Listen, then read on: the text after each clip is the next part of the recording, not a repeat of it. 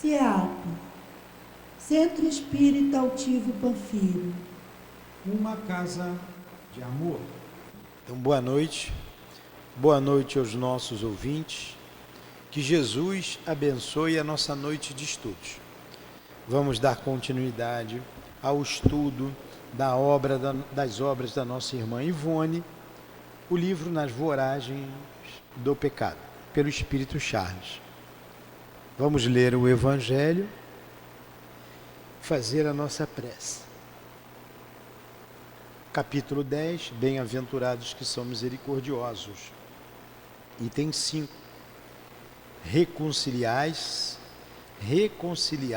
com seus adversários.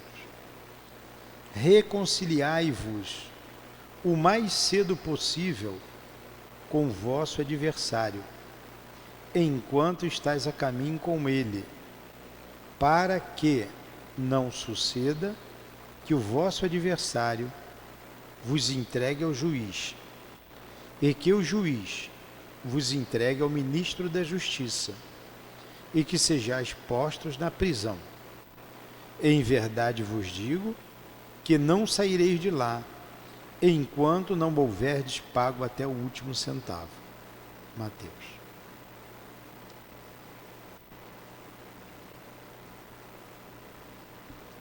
Mestre Jesus,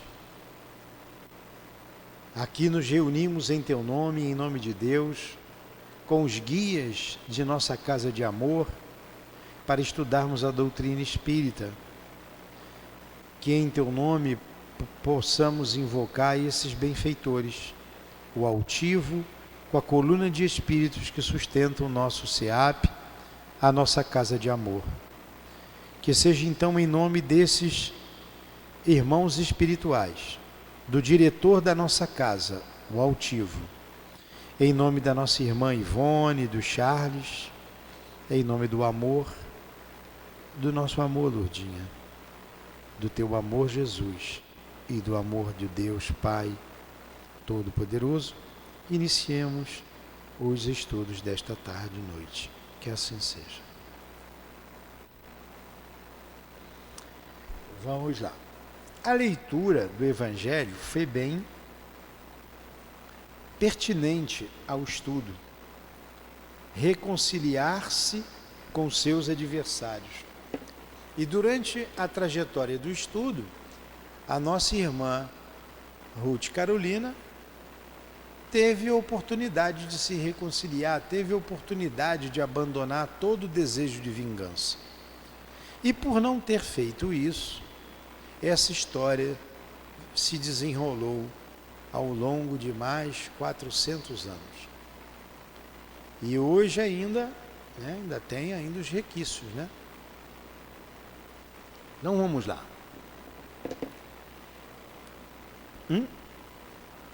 Vou abrir aqui o 7, página 197. Foi aqui que nós paramos. Durante o dia viram-no taciturno e mal-humorado. À tarde, achou aí, no entanto, dispôs-se Reginaldo a assistir aos ofícios religiosos em Saint-Germain. Então, quem é o nosso irmão Reginaldo? Era o soldado amigo do Luís de Narbonne. Não estava trabalhando mais para Luís de Narbonne, e sim para o príncipe da Lorena, como era o nome dele? Ele mesmo. Mas gostava muito de Luís de Narbonne. E quando foi levada a carta à família de La Chapelle, ele foi encarregado de entregar a carta ao Carlos, o irmão da Ruth Carolina. E ele sabia que a menina não estava lá no dia do massacre, mas ele conheceu a menina. E quando ele foi levar a carta, ele a viu cantando as mesmas músicas, oferecendo rosas como fez no casamento dela com Luís de Narbonne. E ele ficou aflito. Foi o único que sabia da verdade, ele e a rainha. Então ele está aqui, o que ele vai fazer? O que fazer? Entregar a moça para o capitão de Narbonne? Pedir algum dinheiro a ela para não ser revelado? Ele estava com a opção de dúvida.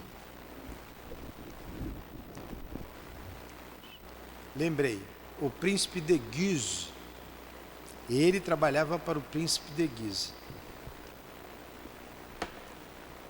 o nosso irmão Reginaldo. Então vamos lá.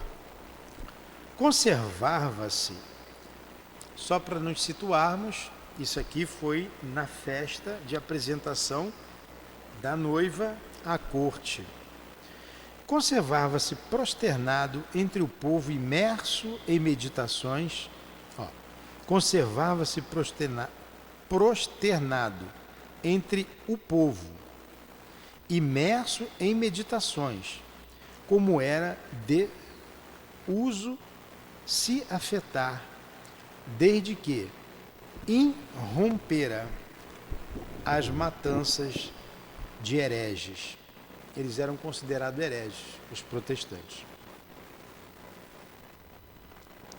Quem o observasse assim, humilhado e irreverente, a um canto da igreja, julgá-lo-ia abstraído em santas confabulações com os céus. A verdade era, porém, que o cavaleiro de Troles só tinha um pensamento, somente se agitava em torno de uma preocupação desde a véspera: denunciar a Formosa de La Chapelle. Nem La Chapelle é a família de Ruth Carolina.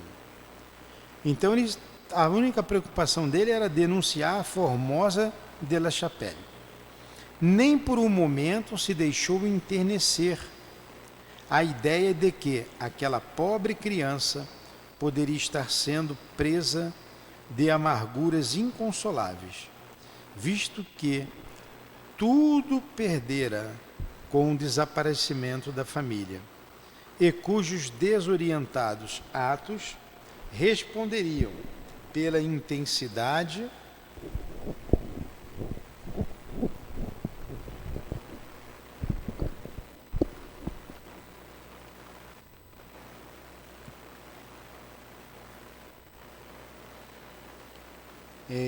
vamos lá. Nem por um momento se deixou enternecer a ideia de que aquela pobre criança poderia estar sendo presa de amarguras inconsoláveis, visto que tudo perdera com o desaparecimento da família, e cujos desorientados atos responderiam pela intensidade do desespero que lhe extravasaria da alma ferida por aqueles mesmos que lá estiveram a aplaudi-la durante o baile.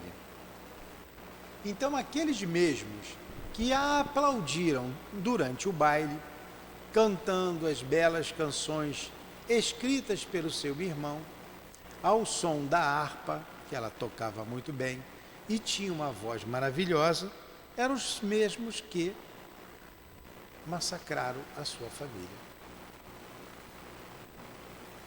Subitamente vislumbrou ao longe, retirando-se ao pé do altar, a figura cabisbaixa de Monsenhor de B, a quem sabia mestre e antigo tutor do conde de Narbonne, e ideia genial lhe aflorou na mente, sedenta de lutas e dramas tumultuosos.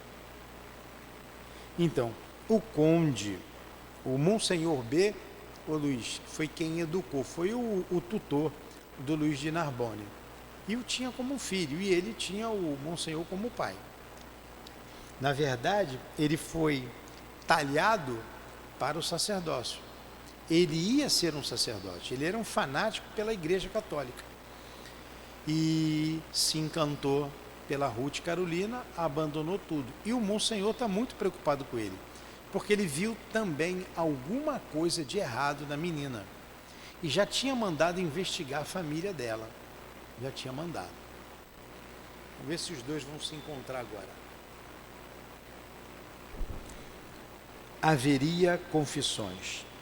Monsenhor de B, como sempre modesto e prestativo para a posição que desfrutava, atenderia as ovelhas penitentes ao confessionário, então muito frequentado pelos fiéis, desejando, entretanto, olha esse, desculpe, esse microfone.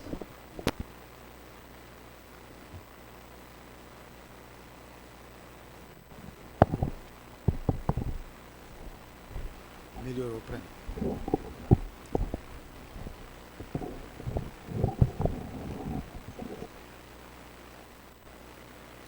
Desejando, entretanto, prevenir o velho religioso da importante confissão que acabara de resolver, escreveu algumas palavras no retalho de papel que a custo obtivera com um leigo que servia na fiscalização, e fez que este mesmo as levasse àquele.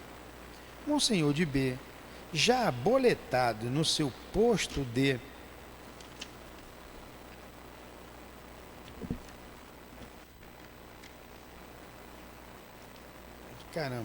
já aboletado no seu posto de perdoador de delitos alheios, desdobrou o bilhete em silêncio e leu, enquanto carregava a fronte. Monsenhor, necessito urgente confissão convosco. A honra de uma pessoa que vos tem sido muito cara desde a infância encontra-se ameaçada e tenho valiosas revelações a fazer. Levava assinatura singela, que Monsenhor bem conhecia. Evidentemente, o assunto se referia a Luís. O velho sacerdote amarrotou vivamente o papel, interessando-se pelo penitente. Fervoroso crente, piedosa ovelha a quem os demais fiéis contemplariam sinceramente submissa, Reginaldo acercou-se do confessionário e relatou ao antigo tutor de Luís de Narbonne a singular descoberta do baile da véspera, depois de declarar sua condição de oficial da guarda de Guise e pedindo hipocritamente conselhos para o que devia tentar. Discreto e digno, Monsenhor pronunciou apenas estas únicas palavras após ouvir o minucioso relatório. Agradeço-vos pelo zelo demonstrado, senhor oficial. Guardai segredo, porém, da descoberta que fizestes, a qual causaria a vossa ruína pessoal, se fosse propalada. Interessante, né? Mesmo lendo está interessante, não está a história?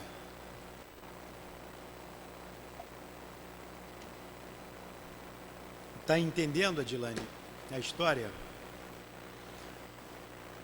O mensageiro que levou a carta à família de La Chapelle identificou a menina no dia do baile de casamento em que ela foi apresentada à corte. Porque ele ficou dias no castelo dela e a viu, Adilane. Então vamos lá, já que você entendeu, vamos continuar aqui.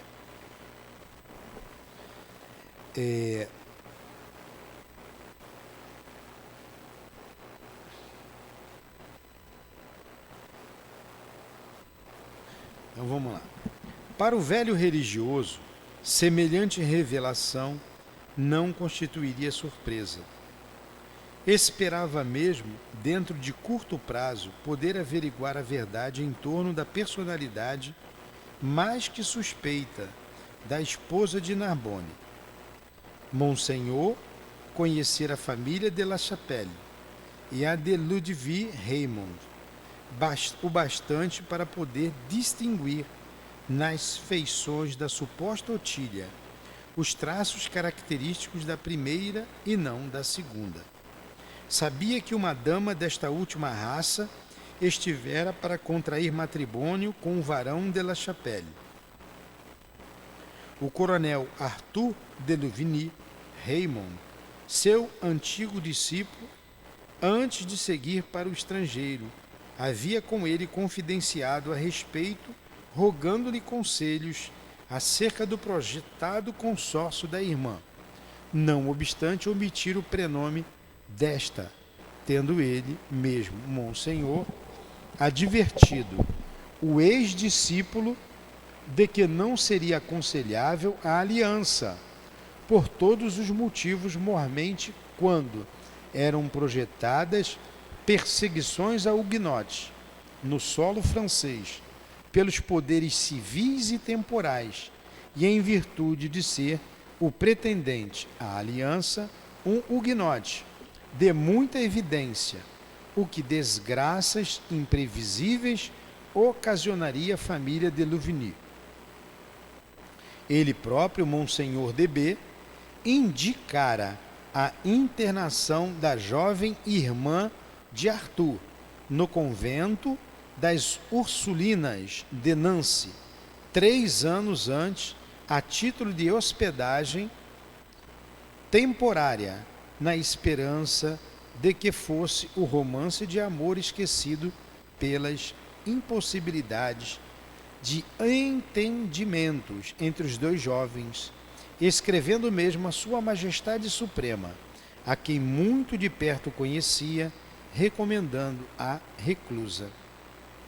Mas em virtude da própria dignidade pessoal e do respeito devido às normas da instituição a que servia, cauteloso ante a ideia do desabono que valeria para a posição de Arthur na corte e para o futuro da própria menina, a intriga desse infeliz noivado, uma vez fosse ele do domínio público, jamais referira ao fato, nem mesmo diante de Luís, terminando por tudo generosamente esquecer dentro de algum tempo. Então, esse era um verdadeiro sacerdote, né? Sabia guardar segredo.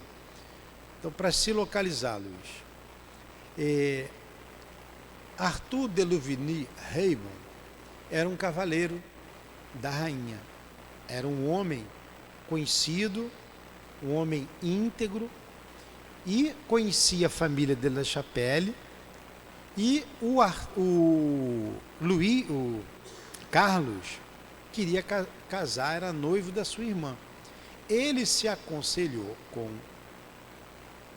o bispo, né, o Monsenhor de B, e foi o Monsenhor que aconselhou internar a irmã num convento. Ela era de menor, para esfriar o noivado, porque não conviria, por causa das especulações em torno dos huguenotes. Huguenote é um termo pejorativo designado aos protestantes na época. Só que o Arthur viajou para a Espanha em missão e a menina completou a maioridade, e no convento ela emagreceu tanto, ficou tão doente que as freiras, né, não sei se posso chamar as carmelitas, as freiras, ela pedia para ir embora, precisava ir para casa, ela queria ver o noivo, e as próprias freiras então a liberaram sem o consentimento do irmão, porque elas temiam que ela morresse ali. E ela então retornou para o lar, mas já muito doente. E destilando, quando chegou lá, reatou com o noivo e não gostava muito dela, não estava muito apaixonado, mas iria casar com ela, mais por consideração a ela do que propriamente por amor, já que ele divulgava o evangelho. Ele viajava muito como médico, atendia a todo mundo naquelas redondezas. E iam esperar o irmão chegar para poder fixar a aliança. O noivado já estava fixado. E foi nesse íntere que houve o massacre. E ela então ficou revoltada e tramou com Ruth e Carolina a vingança em cima de Luís de Narbonne. Entendeu? Então vamos lá.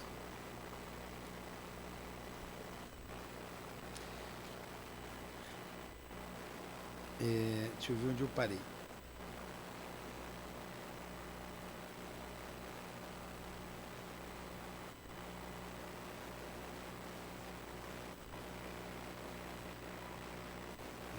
Entremente, no dia seguinte ao dia da entrevista, que tivera com seu filho adotivo, da qual sério estremecimento resultara entre ambos, Monsenhor de B fizera um correio à superiora das Ursulinas de Nancy, suplicando fosse a ele revelado o nome de batismo da jovem condessa, irmã do coronel Arthur de Louvigny Raymond, por ele, Monsenhor, recomendada à instituição, e ainda o seu paradeiro, isto é, se continuava no convento conforme ordens do irmão ou se desligara da tutela da mesma congregação. Tardara, no entanto, a resposta, somente chegando ao conhecimento do ansioso sacerdote após o enlace de Luís, ou seja, pouco antes da denúncia de Reginaldo, durante o segredo da confissão. Monsenhor leu a missiva da religiosa, que narrava o seguinte: a condessa, por vós recomendada, irmã do coronel Arthur de Louvigny Raymond, tendo atingido a maioridade, há pouco mais de um ano, desejou retirar-se para as suas terras. É o que nós falamos, né? Não existindo recomendações particulares para que esta casa a retivesse após a maioridade. E em virtude do seu precário estádio de saúde, dispensamo-la dos nossos cuidados, visto que era uma aluna que concluíra a educação e não uma pretendente aos véus. Retirou-se, pois, acompanhada da preceptora Blandina de Alembert. A infeliz condessa, no entanto, já bastante enferma desde algum tempo, veio a falecer logo após os desastrosos acontecimentos que atingiram a família Huguenote de La Chapelle, em cujo seio pretendia casar-se, devendo estar sepultada no Carneiro de Louvigny Raymond, em Nancy, segundo informações aqui chegadas. Otília era o seu nome de batismo. A freira passou a ficha inteira dela. Então, Ruth Carolina tomou o nome de Otília. E o Monsenhor já sabia que Otília estava morta. Ele já sabia de tudo. O outro só confirmou tudo que ele sabia. Que história macabra, hein? Isso sob as barbas da rainha. Será que rainha tem barba? Sob as barbas da rainha, né? Tudo isso. Porque a rainha também sabia de tudo. A rainha queria se livrar dos dois, do Luís de Narbonne e da menina depois. Dar uma cacetada só. Ia deixar ela fazer o serviço sujo com ele e depois ela se livrava dela. Né? E elas tramaram contra o Luís de Narbonne. Só que a menina é mais esperta do que a rainha. A gente vai ver.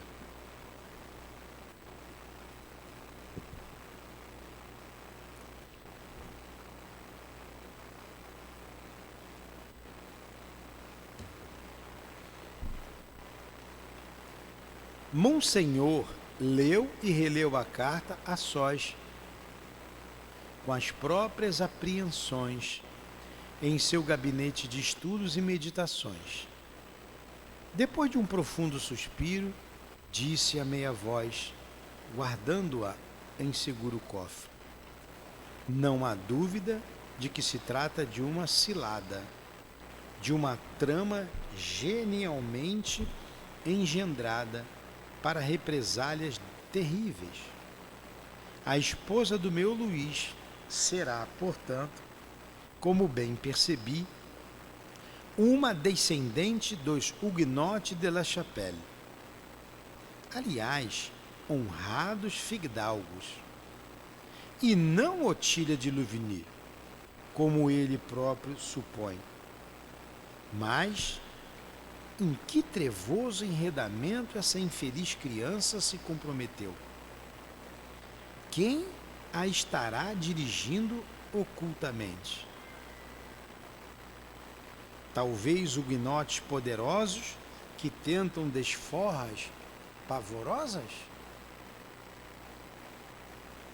Catarina, porventura? Não, não.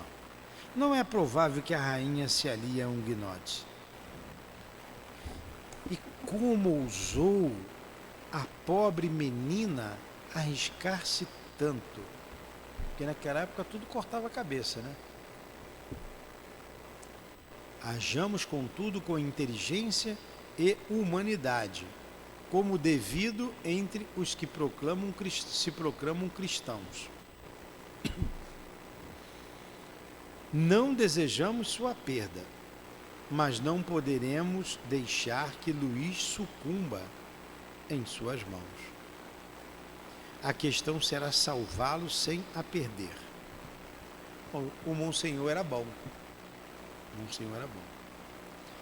Creio, meu Deus, que assim agindo serei prudente e justo aos teus olhos. Pobre Luís. De qualquer forma, será desgraçado, pois que ama perdidamente. Funesto destino trouxe ele já com o nascimento. Quantas vezes o aconselhei a não se envolver na política nefasta de Catarina. Seu lugar seria junto de Deus, dedicando-se ao bem, como todos os que nascem marcados pelo sofrimento. Mas os jovens jamais atendem aos pobres velhos, que, no entanto, somente o que desejam é vê-los ditosos. Essa pobre louca de La Chapelle já terá sofrido bastante para que tenhamos coragem de torná-la mais desgraçada do que ela própria já se fez. A vida de Luís corre perigo. Que fazer? Que fazer? Ah, muito do menino. Ele tinha apenas 22 anos, né? 25 anos. Ah, um jovem, um rapaz.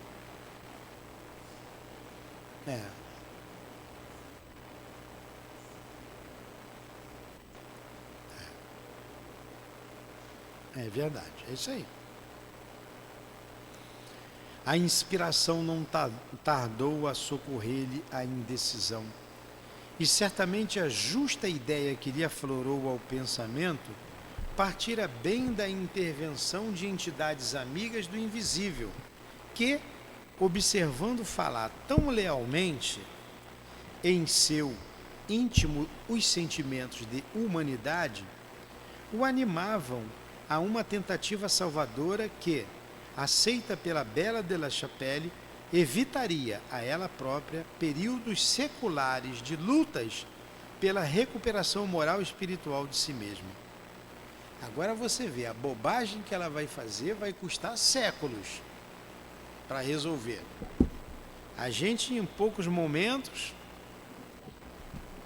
arrisca a vida por séculos. Uma vingança.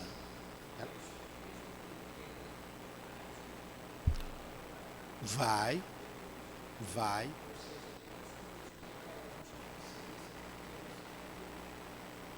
Não existe. Não existe.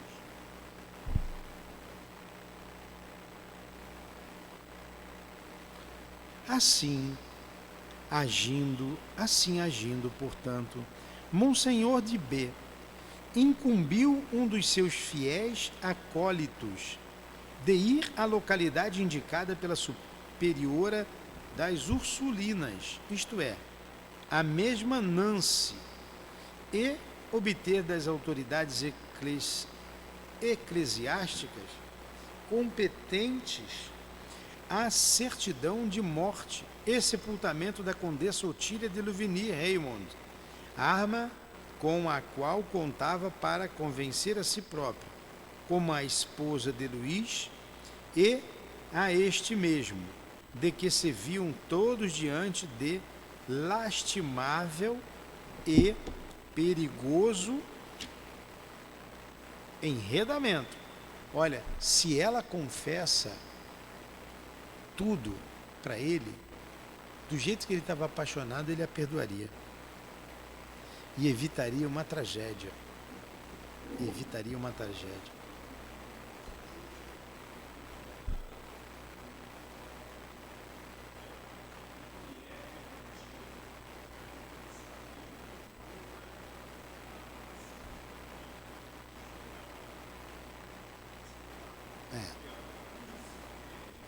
Não, exatamente. Mas vamos lá, vamos ver se ele perdoa ou não. Ó, eu sei o final da história porque eu já li tudo. Mas não vou contar, vou devagarinho com vocês. Vamos lá. O religioso regressara a Paris alguns dias após a denúncia de Reginaldo, com uma singular declaração escrita do próprio punho daquelas autoridades, de que a condessa de Louvigny-Raymond absolutamente não morrera, pois que deveria estar residindo em Paris naquele momento, que, contrariamente ao que Monsenhor supunha, a jovem falecida no castelo de Louvigny era a sua amiga de infância, Mademoiselle de Bretencourt de la Chapelle, cuja família fora trucidada pela valente cavalaria do senhor Narbonne, quando dos dias benfazejos de São Bartolomeu, tendo a menina falecido em virtude de fundos abalos daí consequentes, pois que já era enfermiça de males incuráveis, estando provavelmente sepultada no túmulo de seus avós na aldeia de F, próximo a La Chapelle, e não em Nancy. Olha só, elas fizeram tudo com cuidado. Ela enterrou lá com o nome de Ruth Carolina e não com o nome da Otília de Louvigny. Ora, Reginaldo de Trulles reconhecia na esposa de Narbonne a jovem Ruth de la Chapelle, e por isso, duplamente apreensivo, Monsenhor meditou profundamente durante algumas horas, tomando após definitiva deliberação. Certo de que tão estranha intriga, que resultara até mesmo em um enlace matrimonial e na morte duvidosa de uma importante personagem, visaria a fins vingativos contra a pessoa do seu filho muito querido. Dirigiu-se ao Palácio Narbonne, pretendendo entender-se com a jovem desposada, antes de qualquer outra atitude, no intuito de salvar aquele por cuja vida temia a todo momento, admirado de que algo não houvesse sucedido ainda. O capitão da fé recebeu-o com atenciosas efusões, depois de vários dias de desgosto e agastamento. Encontrava-se o altivo conde em seu gabinete de trabalho, consultando papéis, despachando mensagens, conferindo notas, atendendo este ou aquele cortesão que o procurasse, pois desde o evento do matrimônio limitara-se os compromissos da vida aos quartéis. A um lado, junto à rica secretária, sobre um estrado, onde se via suntuosa poltrona de mongol torneada, a falsa Otília, por exigência do infeliz esposo, quedava-se sentada, a pequena harpa nas mãos, de cujas cordas, de quando em vez, tirava maviosos acordes para encantar o marido, pois Luís não se permitia perdê-la de vista à hora dos seus alfazeres internos. Seus afazeres. Ao ver entrar Monsenhor de B, desceu do estrado, cumprimentando-o solenemente, osculando-lhe a mão que lhe fora paternalmente estendida. Ele próprio foi o primeiro a falar. Trago-vos a bênção, trago-vos a minha bênção, queridos filhos, como a primeira visita ao vosso lar, depois que vos casastes. Não desejo, porém, perturbar vossos muito afazeres, senhor conde. Permiti-me, portanto, retirar-me com vossa esposa, com quem terei grato prazer de conversar mais intimamente, pois apenas nos conhecemos, enquanto concluireis vossos despachos para irdes ter conosco. Pois ficais sabendo ambos que não me retirarei daqui sem que me ofereçais de jantar e de cear. Riram-se os esposos. Encantado, Luís permitiu a retirada da esposa, visto que era seu próprio pai, ou aquele que como tal o considerava, que o exigia amistosamente, enquanto Ruth, acompanhando o visitante por entre sorrisos cativantes, ia confabulando consigo mesma. Eis o pior inimigo. Olha, ela rindo para ele e por dentro, né? Eis o pior inimigo. Seu olhar devassa os refolhos do meu pensamento. Juraria que desconfia da verdade. Vem a mim, Otília, querida. Vem a mim, querida amiga, querida irmã. A mim, Otília. A mim, Otília, pelo amor do teu e nosso Carlos. Ela está evocando a morta, a defunta, que com ela elaborou todo esse plano. E a defunta, antes de morrer, o Luís, tinha dito que estaria sempre a seu lado. E em qualquer dificuldade poderia chamá-la, que ela estaria ali para fazer a vingança acontecer. Então ela sai com o Monsenhor, evocando Otília. Danadinha, né? E a história continuará na próxima semana. Semana que vem estudaremos o próximo capítulo, intitulado Anjo das Trevas. Gostou da história? Compra o livro e vai ler, que vale a pena.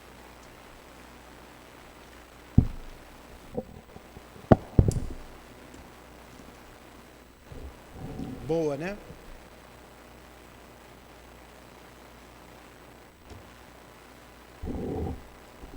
Mestre Jesus, muito obrigado pelo teu amor, pelo teu apoio, pelo teu carinho.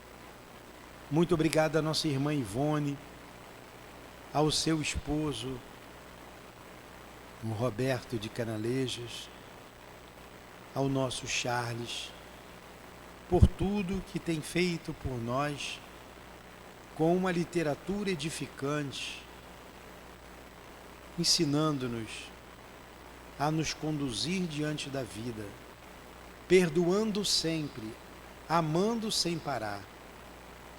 Ajuda-nos com a inspiração de vocês, para que sejamos homens de coração puro e cumpramos o nosso dever perante Deus e perante o nosso próximo. Obrigado ao altivo, amigo querido, que nos dá segurança, que nos propicia esses estudos em nossa casa de amor. Momentos de enlevo com a literatura, que tanto nos agrada. Obrigado por tudo a todos vocês. Em nome da nossa irmã Ivone, do Charles, dos guias responsáveis por este trabalho, pela divulgação da doutrina espírita, em nome do nosso irmão altivo, em nome do amor, do nosso amor Lourdinha, mas acima de tudo, em nome do amor do Cristo Jesus e de Deus nosso Pai, é que damos por encerrado os estudos da noite de hoje. Que assim seja. Graças a Deus.